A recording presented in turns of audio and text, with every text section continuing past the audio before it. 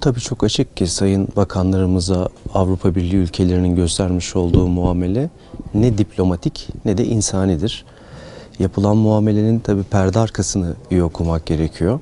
Burada sadece oradaki Türk vatandaşlarımıza hitaben konuşma yapacak bakanların engellenmesi değil. Aynı zamanda bizim göz önünde bulundurmamız gereken Avrupa Birliği ülkelerinin sömürgelerini kaybetme korkusu içinde olduklarını da iyi okumak gerekir.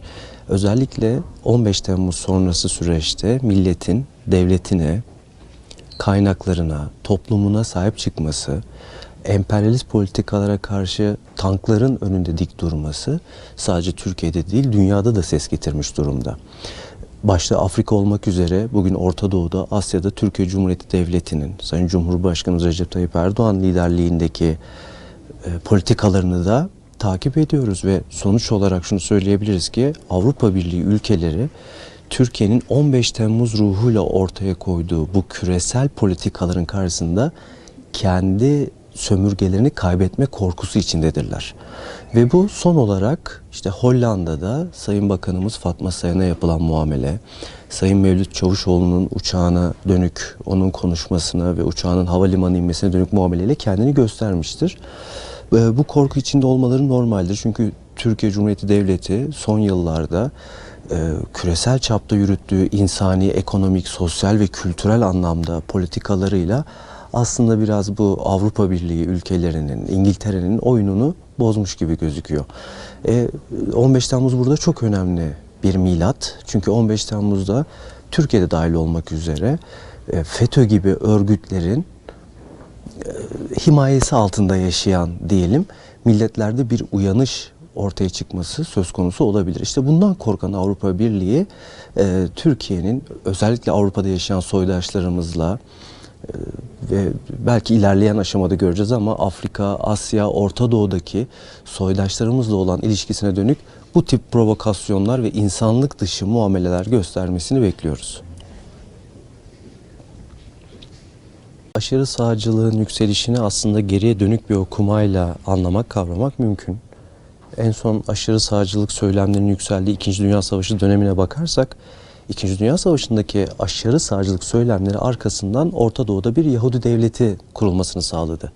Peki şimdi soru şu, acaba günümüzde Avrupa'da, Avrupa Birliği devletlerinde yükselen, Amerika Birleşik Devletleri'nde yükselen aşırı sağcı söylemler hangi devlet veya devletlerin oluşumuna, yeni toplum, yeni sosyolojilerin oluşturulmasına araç olacaktır? Öngörümüz odur ki sömürgelerini kaybetme korkusu içinde olan Avrupa Birliği devletleri, Amerika Birleşik Devletleri de dahil buna, yeni sömürge devletleri ve kullanabileceği devletlerin oluşturulmasına dönük olarak bir aşırı söylem yürütmektedir.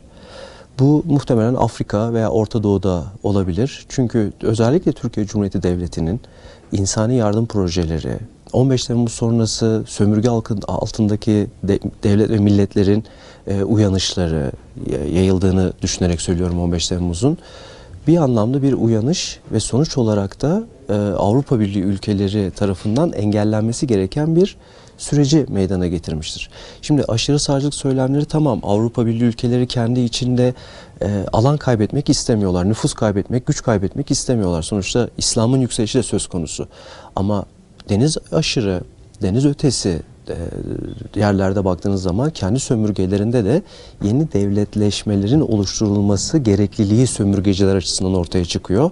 Çünkü artık hiçbir şey eskisi gibi değil. Dünya beşten büyük sloganı sömürge altındaki milletlerde ses, yankı bulmuştur, yerini bulmuştur ve bu anlamda kendi sömürgelerini kaybetmek istemeyen Avrupa Birliği ülkeleri de yeni devletleştirmeleri merkez Avrupa olmak üzere bir aşırı sağ söylemle tetiklemeye çalışmaktadır. İslamofobiyle de çok ilişkili bu. Sonuçta Avrupa Birliği'ne baktığınız zaman her geçen gün cami sayısı artıyor. Hatta cami sayısı kilise sayısını geçmek üzere. Bu anlamda nüfus olarak, ekonomi olarak, güç olarak kendi yerini kaybetmek istemeyen Avrupa Birliği devletleri İslamofobi söylemleriyle bir anlamda kendi toplumlarını Müslümanlara karşı kışkırtmaktadır. Mülteci krizlerinde biz bunu gördük ki kriz Avrupa'nın kriziydi. Türkiye için asla mülteciler bir kriz oluşturmadı. Mültecilerin Suriye'den Avrupa Birliği'ne yürüyüşleri bir krize dönüşmüştü. Çünkü arkada milyonlarca Müslümanın göç etmesi söz konusuydu ve İslamofobi söylemleriyle Avrupa Birliği ülkeleri Müslümanların kendi ülkelerine gidişlerini durdurmaya çalışmıştır.